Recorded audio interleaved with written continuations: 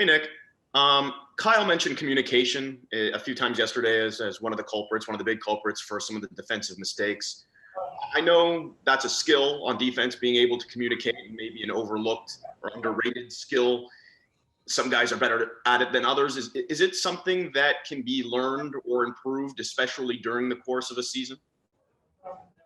Oh yeah, of course.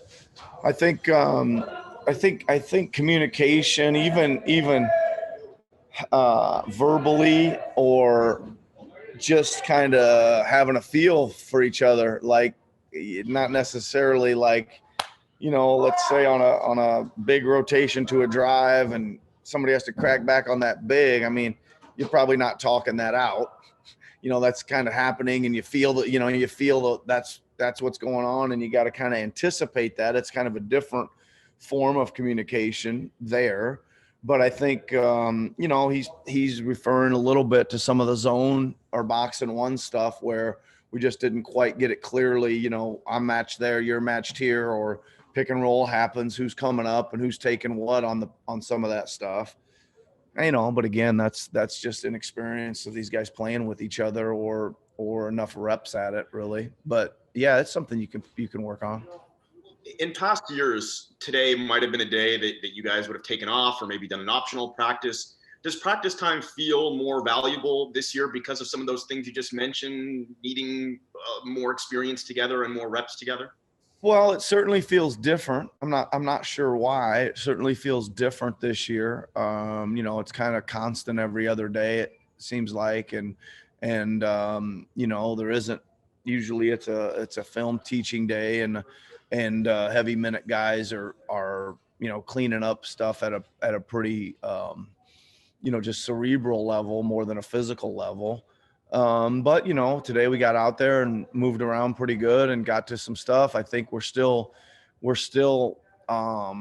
newish to each other, and we need some muscle memory just on reads on things, and again, the communication and the coverages at the other end, and just cleaning up even like out of bounds plays and special situations and things like that. So we gotta use these days to get through some of that stuff, because the shoot arounds have gone by the wayside too. So it's that is a little bit of a different too. I used to talk to you guys a lot about how we got most of our practice done on shoot around day, and that this day we would take as a kind of rest and recovery recoup day more than that. And then everybody'd feel a little better the next morning and get out there and get through some kind of nitty gritty reps, even with some pace, etc. But we've kind of had to flip that around. It feels different, that's for sure.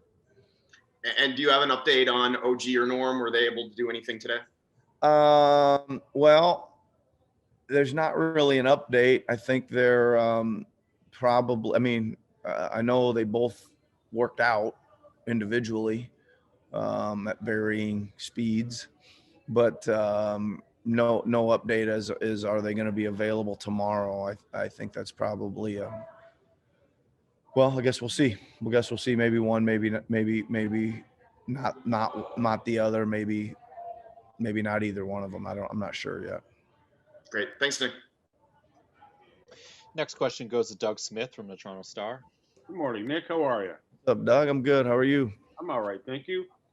We talked a little bit about this last night.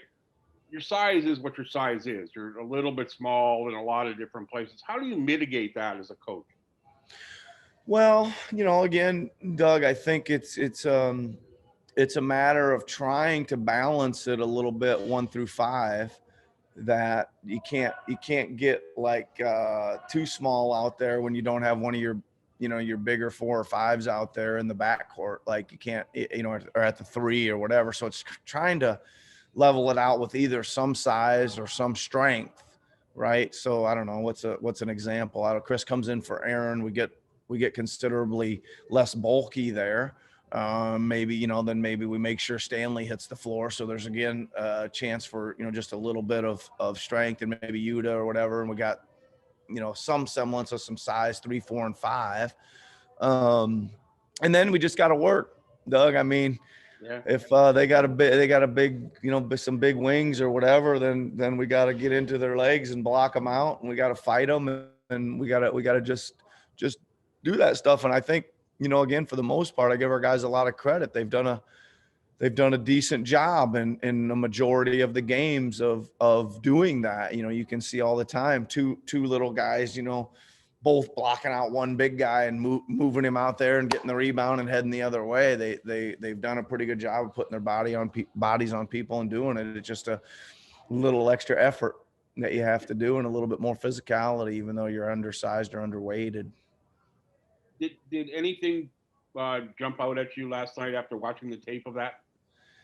Well, I mean, there's a few things, and Doug, I'm sounding like a broken record here probably, but just like, again, like a pretty serious stretch of more characteristic defense. That fourth quarter was like, man, they were, for the most part, they were really searching to get a decent shot up. And when they took one, it was heavily contested and just, again, not quite enough of that. I thought, again, initial breakdowns. And then just, again, the too many just like head scratcher plays, just like, we get an offensive rebound and we chest pass it right to the other team and they're going the other way, just like almost, I mean, not close. Some of these, which puts them in the head scratcher category. You're just like, man, we can't make these silly mistakes after we've made such a hard play to secure an offensive rebound.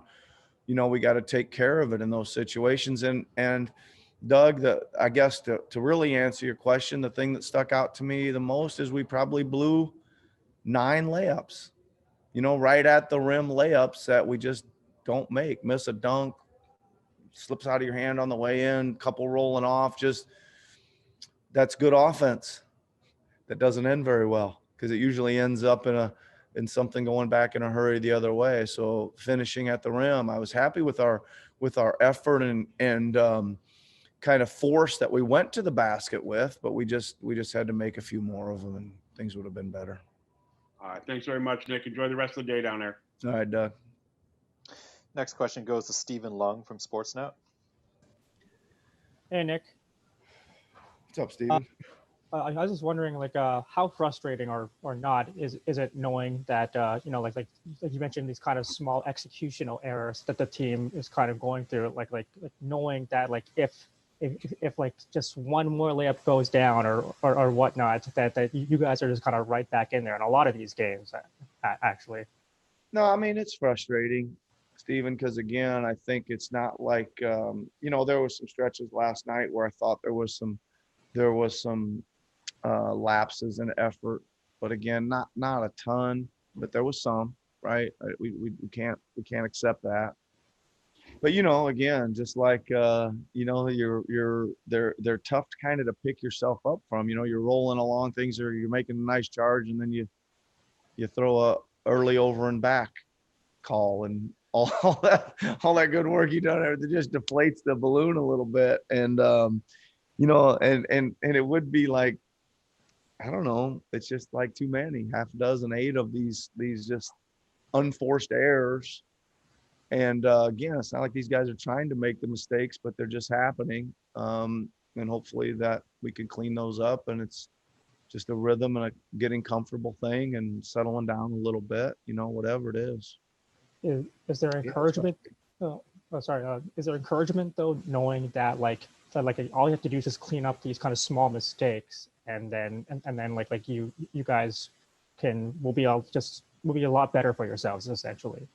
Well, yeah, I mean, that's what we're trying to do. It's not like you're sitting here and saying, hey, if we just cleaned up 5 or 6 mistakes or a couple rebounds here or a couple layups here, you and I have already added that up to about 15 points. And it's not like it's a 25-point game a lot of these nights, right? We've only been in maybe one of those, right? So you clean a few of those things up, or one of those areas up, or 2 out of the 3 of those areas up just a little bit, and again you're talking. And I think it just feeds a little bit. I think it feeds momentum, right? we got to plug one or 2 of those 3 holes there, loose ball, rebound, unforced turnovers, unforced errors on ourselves, missed layups, plug two of those three categories or one of those three categories, and I think it builds some momentum along the way as well.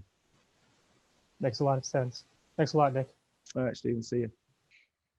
All right, from Bay News 9. Now that we are in the new year, have you fully embraced Tampa as a second home?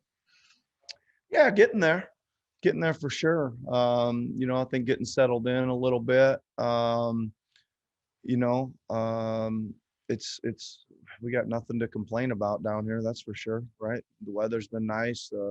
Like I said, everybody's starting to get settled in. We're getting a little rhythm of where everything is and all that stuff, and it's been they've been really, really good hosts for us, and I got nothing but good things to say about the people around us and everybody that's helping us at the arena and the hotels and transportation wise, and nothing but good things to say about the city as well.